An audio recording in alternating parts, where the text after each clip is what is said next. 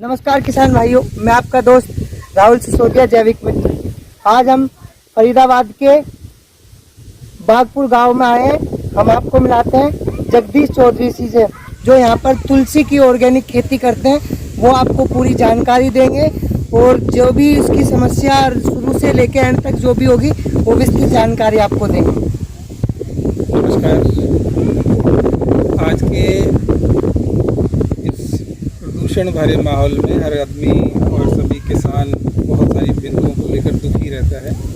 सबसे पहले इस बात को लेकर दुखी रहता है कि हमारी फसल जब हम बोते हैं उसकी प्रोसेस जब चलती है तो काफ़ी महंगा पड़ता है। तो उसकी कॉस्टिंग की वजह से लोग परेशान हैं कि जब हमारे इतने 1000 रुपये उसमें लग जाता है। और उस कॉस्टिंग के बाद जो दूसरी समस्या आती है कि बहुत सारी जगहों पर पानी की किल्लत बहुत है। आज के समय में पानी प्रयोग जो मात्रा में लोगों को मिल नहीं पाता, तो ऐसी फसल की लोगों की इच्छा होती है कि जिसमें पानी कम लगे। और तीसरी एक समस्या और भी होती है कि जानवर खा जाते हैं, तो उन जानवरों से भी फसल की रक्षा करनी होती, तो एक अलग से समस्या है। तो ऐसी फसल भी चाहते हैं जिसमें कि जानवरों से भी हमारी सुरक्षा रह सके। और चौथा बिंदु इस बात को लेकर है कि हम लोग ये चाहते हैं कि हमारी एक ऐसी फसल तैयार हो जो बहुत जल्दी हम किसानों को कुछ ना कुछ आय उपलब्ध कराती है। तो इसके हिसाब से हम लोग ये देखना चाहते हैं, सबसे पहले तो मेरा कम खर्चा है, खर्चा कम हो जाए, पहला बिंदु ये। दूसरा, मेरा पानी की किल्लत कम लगे। तीसरा ये कि पशुओं से इसकी सुरक्षा हो सके। और चौथा ये कि मेरे कुछ समय पर धन मिलता रहे। और पांचवा एक और आगे भी हम बिंदु चल सकते हैं कि कई बार हम देखते हैं कि हमारे आंधी बारिश इनसे भी कई बार फसलें ख़राब हो जाती हैं। तो इन 5 बिंदु ही हैं जो जीवन में किसान के हमेशा उसको प्रभावित करते हैं और उसको शायद आगे बढ़ने से रोक रहे हैं। तो इन 5 बिंदुओं को ध्यान में रखकर हमारे मन में ये आया एक ऐसी फसल हो जो किसान की इन 5 शर्तों को पूरा करे और उसको एक सफल और एक सहज जीवन प्रदान कर सके। तो इन बिंदु में ध्यान रखकर हम लोगों ने तुलसी की खेती की तरफ मूव किया। और तुलसी की खेती के लिए एक सिंपल सबसे पहली बात होती है कि हमारे पास एक पर्याप्त बीज होने चाहिए। तो बीज के लिए मैं बता दूं कि लखनऊ में यदि आप जाते हैं तो वहाँ central institute of medicinal and aromatic plants होता है, CMAP जिसको शॉर्ट में बोलते हैं। वहाँ से आप तुलसी का बीज ले सकते हैं। एक किसान को वो 20 ग्राम बीज देते हैं। 20 ग्राम बीज क्योंकि वो 3,000 रुपये किलो होता है बीज होगा। तो इसके हिसाब से आप लगा लेंगे कि 20 ग्राम कितने का हुआ, क्योंकि जो 100 ग्राम बीज हुआ वो 300 रुपये का है। तो 20 ग्राम बीज आप लोगों का ये 60 रुपये के आसपास होगा। तो इस प्रकार से आप लोग जो ये 20 ग्राम बीज की मैं बात कर रहा हूँ, ये लगभग आप लोगों को तो 1 बीघा ज़मीन होती है उसके लिए पर्याप्त है। तो सबसे पहले क्या करते हैं, वो बीज हम लोग इस तरह से आप देखते होंगे। तो हम लोगों ने अभी इसमें क्या किया, सिर्फ मिट्टी को नरम किया हल्का सा और उसके बाद उन बीज को छिटक दिया है। उसको ज़्यादा गहरा नहीं गाड़ना है, उसको ज़्यादा से ज़्यादा ये मान के चलें आप 1 सेंटीमीटर में बोल रहा हूँ, ठीक है ना, 1 इंच नहीं बोल रहा हूँ, 1 सेंटीमीटर इतना भर से केवल उतना ही। और बल्कि आप ऐसा करके एडजस्ट कर देंगे और थोड़ा सा पानी का जब छिड़काव करते हैं तो उस पानी के छिड़काव बस ये देखना है कि हमारी नमी बनी रहे। और जब ये नमी बनी रहती है तो केवल 25 दिन के अंदर आपकी पौध अच्छे से निकल आती है। और जब वो 35 दिन का हो जाता है, 35 दिन के बाद आप लोगों को पता लगेगा कि ये आप लोगों की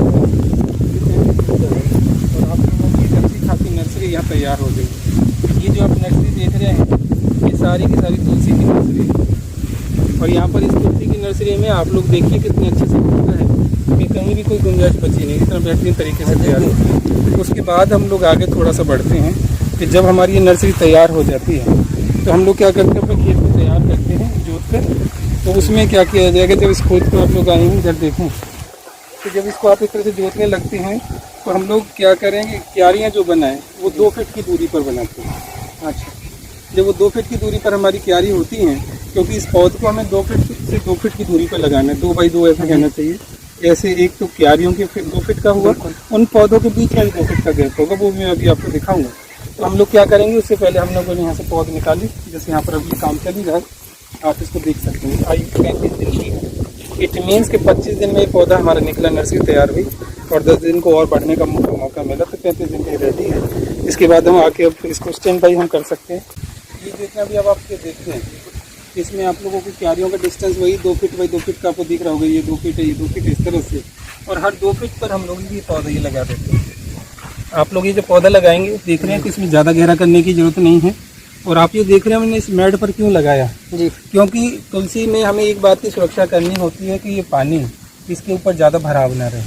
जब हम लोगों ने क्यारी बना दी तो पानी हमेशा उसमें भरेगा, उसकी नमी से इसका काम चल जाता है। ठीक है ना। हालांकि ये ज़मीन ऐसी है कि जिसमें पानी थोड़ी देर में ही ज़मीन में चला जाता है, सीपेज बहुत अच्छा है इसका, तो इसलिए आप लोग ये देख रहे हैं। और आप ये पूरी जो खेती देख रहे हैं, इसमें आप लोगों ने देखा कि अब ये जम चुका है पूरी तरह से पौधा। और ये पौधा जो है, आप लोगों को बता दूँ कि ये इस तरह से जब बढ़ता है, एक चीज़ का ही बस ध्यान रखना फिलहाल तो खरपतवार को लेकर है। और जब ये 3 महीने की फसल होती है, तो 3 महीने से पहले भी आप लोग क्या करते हैं कि जब कभी इसमें पानी देते हैं तो हम लोग एक ऑर्गेनिक अपनी तरफ से एक ऐसा फर्टिलाइज़र तैयार करेंगे जो कि केमिकल नहीं है, घर पर हम तैयार कर सकते हैं। जिसके लिए हमने बात कर रहे थे अभी कि एक हमारे पास ये जो डिकम्पोज वाला एक लिक्विड होता है, 1 लीटर का आएगा, ये 30 से 35 रुपये में मिलता है। इसके अलावा आप लोग क्या करते हैं कि 4 किलो गुड़ लेते हैं और उसको आप लोग 200 लीटर के ड्रम में आप डाल दीजिए और लगभग 7 से 8 दिन उसको गलने देते हैं। तो उसके बाद क्या होगा कि वो एक ऐसी आपकी खाद तैयार हो जाएगी जो 2-2.5 घंटे में तैयार होगी, जिससे आप पूरा अपना 1 एकड़ के लिए काम ले सकते हैं। 1 एकड़ की खाद आप लोगों की 250 भाई में होती है और प्योरली ऑर्गेनिक जो आपको तैयार करते हैं। उसके बाद आप क्या करें, जब इसमें पानी देते हैं, क्योंकि जब हम पौधा लगाएं तो उसमें हमें पानी देना चाहिए। और जब पानी देते हैं तो उसमें आप लोग हथियारी के हिसाब से उसमें 1-1 लीटर अपनी खाद में पानी डालते जाएँ, मिलाते जाएँ। और उसके बाद आप लोग देखेंगे इस तरह से फल फूट जाएगी। इसके बाद आप लोग देखें कि जब ये फल तैयार हो जाता है आप लोगों का, तो इसमें आप लोग देखें कि यहाँ पर एक छोटा सा जैसे फूल निकलने शुरू हो जाएंगे, ये जो फूल निकलने शुरू हो जाते हैं, तो आप लोग इस तरह का देखिए। क्योंकि हमें एक चीज़ हमें से याद रखना चाहिए कि जो तुलसी होती है, तुलसी के 3 हिस्से हम लोग बड़ी सहजता से देख सकते हैं। नंबर 1 हमारे पास पत्ते हैं, नंबर 2 हमारे पास ये टहनियाँ और जड़ जो आती हैं, और तीसरे नंबर पर हम लोगों के पास इसके जो फूल निकलने लगते हैं, जिनमें से बीज निकलता है। तो हमें याद रखना चाहिए कि हमारे जो बीज होते हैं इसमें सबसे ज़्यादा महत्व के रखते हैं वो अपने आप में, क्योंकि किसान अपनी आय के साथ जोड़ना चाहता है। तो इसके जो बीज होते हैं, मैंने पहले भी आपको बताया कि 3000 रुपये किलो इसका बीज मिलता है मार्केट में। और दुनिया भर की जितनी दवाइयाँ बनती हैं, इसके बीज में से जो तेल हमें प्राप्त होता है, ऑयल जो मिलता है, उस ऑयल की डिमांड बहुत ज़्यादा है मार्केट में। आज के समय में पूरी दुनिया में जिसकी इतनी डिमांड है कि हम वो सप्लाई पूरी नहीं कर पा रहे। दूर नहीं, सप्लाई पूरा करना तो बहुत दूर की बात है कि लगभग केवल 10% माल हमारे पास भारत में उपलब्ध है। आप इससे देख सकते हैं कि बहुत बड़ा स्कोप किसानों के लिए है। तो आप लोगों के जब ये बीज पकने लगते हैं तो आप लोगों को याद रखना चाहिए कि जो तुलसी है, मैं बात रख रहा था कि बड़ी सेंसिटिव पौधा है ये। इसके लिए बहुत सारी थेरेपी आप बढ़ाने के लिए यूज़ कर सकते हैं। जैसे अभी बात हो रही थी म्यूजिक के लिए, यदि आप यहाँ पर भजन चलाएंगे सुबह शाम तो तुलसी आपकी और बढ़ेगी और सुगंधित करेगी। जो व्यक्ति इनके बीच में रहेगा कम से कम 10 साल उसकी उम्र वैसे ही बढ़ जाएगी, क्योंकि उसकी बॉडी ऑर्गन बड़े अच्छे से फिट रहते हैं उस मनुष्य के। और इसके अलावा इसमें आप लोग समय के साथ साथ थोड़ा सा अपने जीवन को इनके बीच में बिताएं। किसान का हर प्रकार से कल्याण होगा ऐसा हम मानते हैं, और ढेर सारी बीमारियों से वो दूर भी रहता है।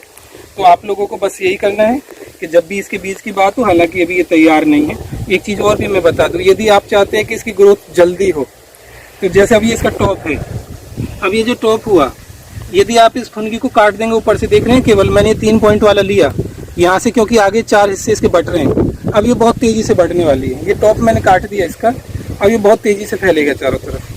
तो इससे ये आप लोगों को इस तरह से क्या करेंगे कि जो काम हम चाह रहे थे कि नेचुरल तरीके से जो 20 दिन में होता है, अब यही तुलसी उस काम को लगभग 12 दिन में कर देगी। तो हमारी ग्रोथ रेट बहुत ज़्यादा हो जाती है, और ये भी एक प्राकृतिक तरीका है सभी पौधों का।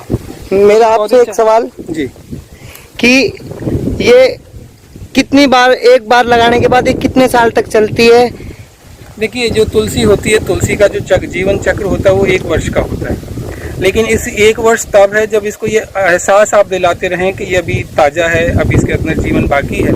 क्योंकि जिस प्रकार से हम लोगों के खुद के बाल सफ़ेद होने लगते हैं, पकने लगते हैं, तो हमारे अंदर फीलिंग आती है कि मैं बूढ़ा हो गया हूँ। इसी तरह से तुलसी के अंदर भी ये भावना रहती है कि जब इसके अंदर बीज आने लगते हैं, तो वो जो बीज हैं, यदि आप उनको समय पर नहीं काटते हैं तो वो तुलसी उस समय के पहले ही मुरझा जाती है। इसलिए जैसे ही आपके लगभग 2 से ढाई महीने में बीज आएंगे, तो उस वक्त आपको वो काटने चाहिए। और उसके बाद उस पूरी तुलसी को आप लोग केवल ये मान के ना 6-6 इंच सभी डालियों को छोड़ दें और पूरी उसको काट डालें। उससे पत्ते बीज सभी आप लोग कर लेंगे अलग अलग। उससे आप लोगों को क्या हुआ, 3 महीने में तो आय मिल जाती है, साथ ही साथ वो तुलसी दोबारा से फूट पड़ती है। इस प्रकार से 3 महीने बाद आप फिर उस प्रोसेस को करेंगे, फिर 3 महीने बाद और फिर 3 महीने, मतलब 1 साल में 4 बार आपने चक्र चलाया और पूरा 1 वर्ष के आपका इस तुलसी का जीवन चक्र चलता है। एक और सवाल आपसे, जैसे कि हमने तुलसी लगाई, उसके बाद में जो इसका बीज और जो पत्तियां इसकी हमें सुरक्षित रखनी है, वो किस तरह रखेंगे आप? वो देखिए, इसके लिए एक बड़ी सिंपल सा तरीका, जिस तरह से हमने कहा कि हम लोगों को इसके आप देख रहे हैं बीज है, ये हमारे पास एक कटर है, ये तो बड़ी आसानी से मार्केट में उपलब्ध होता है। आप ये कटर क्या करें कि आप लोगों ने ऐसे बीज इसको काटना है। ये जो आप लोगों ने इसके बीज निकाले, इस तरह के बीज सभी इकट्ठे करते करते आप लोग एक पॉलीथीन में करते जाइए, ढेर लगाते जाइए, और उसके बाद उसको हिलाएंगे, उसको पन्नी को हिलाएंगे तो पूरा बीज आराम से आप सेपरेट कर सकते हैं।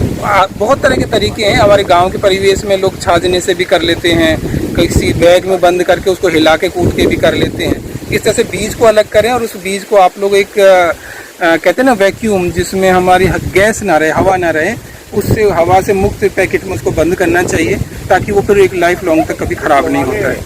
इसी तरह से पत्तों को भी हमें सुरक्षित रखना चाहिए।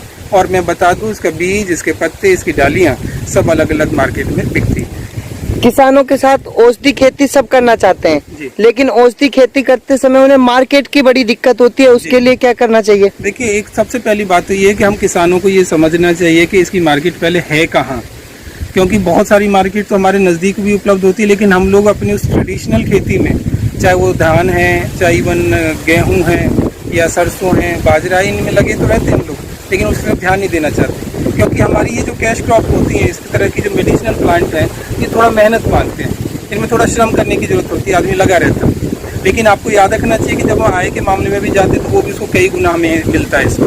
तो इसकी मार्केट के लिए हमारी जितनी भी ऐसी कंपनियां जो हमारे आयुर्वेद के उत्पाद बनाती हैं, ऐसी दवाइयाँ बनाती हैं, तो हमारे पास तो पतंजलि ने इतना बड़ा किसान भाइयों को एक मार्केट दिया है, जिसमें उनकी सारी औषधि जितनी फसलें सारी खप जाती हैं। आपके पास वैद्यनाथ है, आपके पास डाबर है, तो आप नोएडा में आना चाहते हैं, आप लोग रुड़की हिमाचल उत्तराखंड में जाना चाहते हैं, इवन मध्य प्रदेश में आपके इंदौर है, और कई सारी मार्केट ऐसी हैं जहाँ पर तुलसी की खेती मतलब मार्केट आपको उपलब्ध होती है, और बड़ी सहजता के साथ अपनी फसल को बेच सकते हैं।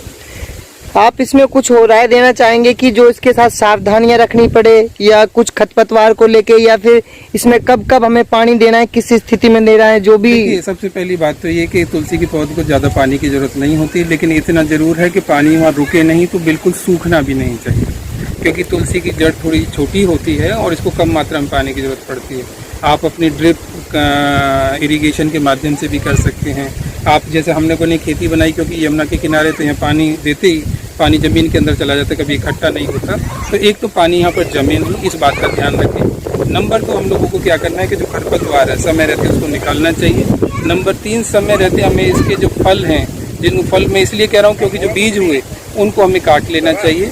जब वो काटते हैं तो उससे क्या हुआ कि पौधा अपनी पूरी ग्रोथ के साथ बढ़ता है। और बाकी जब कभी इसके बीज को हम अलग करें तो उनको हमें वैक्यूम में करना चाहिए। यदि इन बिंदुओं का ध्यान रखेंगे तो किसान बहुत खुश रहेगा, और जैसी वो मनमाफिक रिजल्ट चाहता है वैसे उसको परिणाम मिलेंगे। मैं आपको बता दूं कि तुलसी की सही मायने में लगभग 11 वैरायटी उपलब्ध होती है, लेकिन आम जनता को 2 वैरायटी के बारे में ज़्यादा समझ होती है। एक ये जिसकी आप लोगों को नीले रंग के तने दिख रहे हैं, इसलिए ये थोड़ा सा ब्लैक कलर में हो जाती है, डार्क शेड में, तो इसको हम श्यामा तुलसी कहते हैं। तो इसको इंग्लिश में श्यामा को ब्लैक कहा जाता है, तो ब्लैक तुलसी के नाम से ही इसको हम जानते हैं। दूसरी तरफ आप इधर भी देख सकते हैं, तो यहाँ ये जो दूसरी तुलसी दिख रही है, ये जो ग्रीन कलर के हैं, इसको हम रामा तुलसी कहते हैं। तो रामा तुलसी और श्यामा तुलसी ये भारतीय संस्कृति में बहुत उपलब्ध है। इसके अलावा जब हम मेडिसिनल हम लोग वैल्यूज़ की बात करते हैं, तो औषधीय गुण हमारी श्यामा तुलसी में ज़्यादा होते हैं तुलनात्मक रूप से, लेकिन इसका मतलब ये नहीं होता कि ये किसी काम के नहीं, ये दोनों ही अपनी अपनी महत्व रखते हैं।